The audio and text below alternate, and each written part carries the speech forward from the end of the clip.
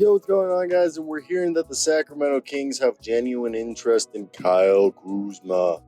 And before Tommy Shepard was fired and the new Wizards front office came in, the expectation that was Kristaps, Bradley Beal, and Kyle Kuzma would all stay.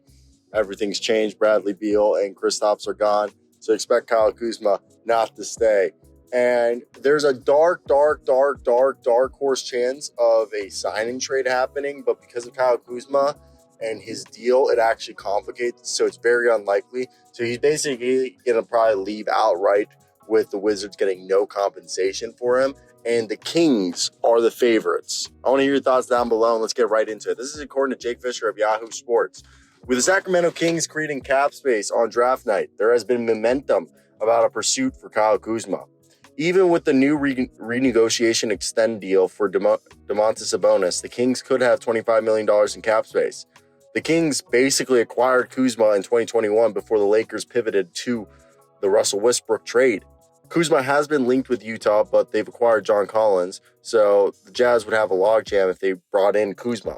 Now, my thoughts with Kyle Kuzma, look, the perception that allegedly, listen to this, the contending teams that are interested in Kuzma can't offer him the money he wants. And the teams with cap space that can offer him the money are teams that Kuzma doesn't want to go to. Okay, no offense to the Spurs, Pacers. Okay, he doesn't want to go there. So really the best team with money to pay him is the Kings. Now, there could be a bag out there, but with Kuzma, he's a power forward who can play small forward and kind of can play small ball 5 that can handle the ball. He's improved as a passer. He's a streaky three-point shooter. He shot 33.8% for his career, but he has a high attempt volume, which at times works out because he's had good seasons. And he doesn't draw a lot of fouls for a high usage player. And he's an impactful defender, but he's not an elite defender, even though you would want him to be one with his physical tools. And on his best nights, he's a guy who looks like an all-star, but that's usually, if there was 13 games, 4 of those games he looks like an all-star.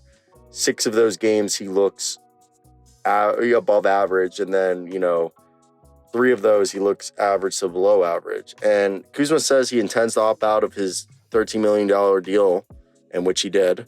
And absolute worst case scenario would seem a 4-year full-level mid-level exception, which is 4-year, $53 million.